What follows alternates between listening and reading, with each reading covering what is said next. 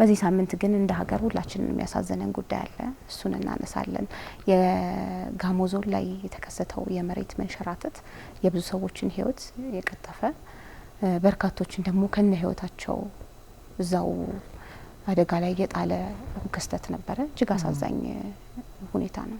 አዎ እንግዲህ በደቡብ ኢትዮጵያ ክልል ጋሞ ዞን በርካታዎች ናቸው እዛ ስፍራ ላይ በመሬት መንሸራተት አደጋ አንዳንዶቹ የተቆፈረ በህይወት እየወጡ ነው። አንዳንዶቹ ደግሞ በህይወት ያጣናቸውም አሉ። በርካቶች ናቸው። እጅግ አሳዛኝ ሀዘን ነው።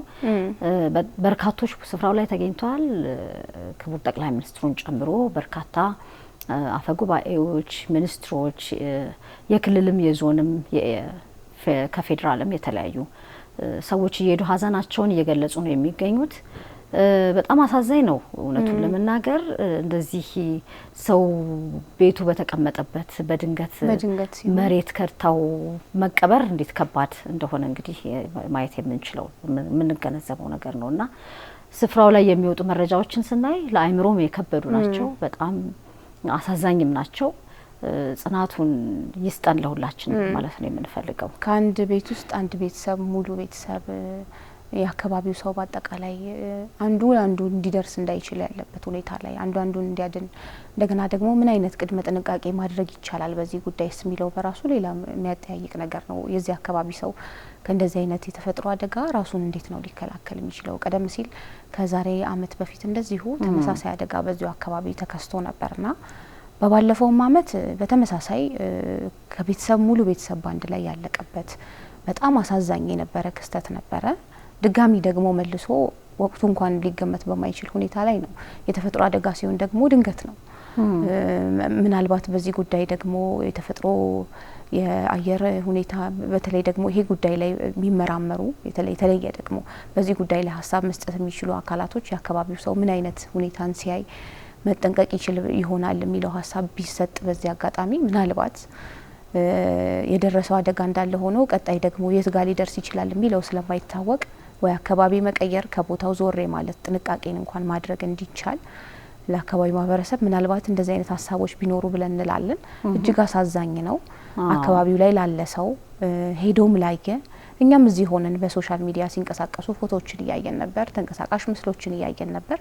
ለአይን እንኳን በጣም የሚዘገንን አይነት ነው። አይደለም ደግሞ ቦታው ላይ ሆኖ ይህንን መጋፈጥ ይቅርና እጅግ አድርጎ የሚያሳዝን ክስተት ነው የተፈጠረው። አካባቢ ላይ ላሉ ሰዎች መጽናናትን እንዲሰጣቸው ለቀሩት ላሉት ደግሞ ጥንካሬ እንዲሰጥ ምናልባት ደግሞ ራሳቸውን መጠበቅ የሚችሉበት ሁኔታ እንኳን ካለ ራሳቸውን እንዲጠብቁ ነው ልንል የምንችለው። እንግዲህ ሀዘን ታላቅ ሀዘን ነው። በጣም ብዙ ኢትዮጵያውያን ያሳዘነ ነው። ኢትዮጵያውያን ብቻ ሳይሆን ደግሞ ኢትዮጵያውያን ላይ ለደረሰው ሀዘን የተለያዩ አገር መሪዎችም ሀዘናቸውን እየገለጹ ይገኛሉ። እኛም ደግሞ ኢትዮጵያውያን እንደ ሀገር የኢፌዴሪ ሕዝብ ተወካዮች ምክር ቤት ለ3 ቀን የሚቆይ የሀዘን ቀን ታውጇል። እንግዲህ በዚህ ሀዘን ቀን ምክንያት ደግሞ የኢትዮጵያ ቆንስላዎች፣ ኤምባሲዎች እንደዚሁም ደግሞ የኢትዮጵያ ንግድ መርከብ ሰንደቅ ዓላማቸውን ዝቅ አድርገው እንዲያውለበልቡ ይሆናል። ይህ ሀዘን እንግዲህ የብዙዎቻችን ሀዘን ነው። ምክንያቱም እንግዲህ ስንኖርኛ ተፈጥሮን አምነን ነው። ተፈጥሮ ደግሞ ድንገት ስትክድ ራሳችን እንዴት መከላከል እንደምንችል በቅጽበታዊ ስለሚሆን እንዴት መከላከል እንደምንችል እንኳን ማሰብ የምንችልበት እድል አይሰጥምና በእንደዚህ አይነት አደጋዎች በጣም ብዙ ሰው ይጎዳል። ራስን መከላከል የሚቻልበት አደጋ እንኳን ቢሆን ትንሽ ማሰብም ይቻላልና ይሄኛው በጣም አሳዛኝ ነገር ነው። ለዛም ነው እንግዲህ የሀገሪቱ መሪ ጨምሮ በርካቶች ወደ ስፍራው እየሄዱ በሀዘን የተጎዱ ቤተሰቦችን በማጽናናት ላይ የሚገኙት።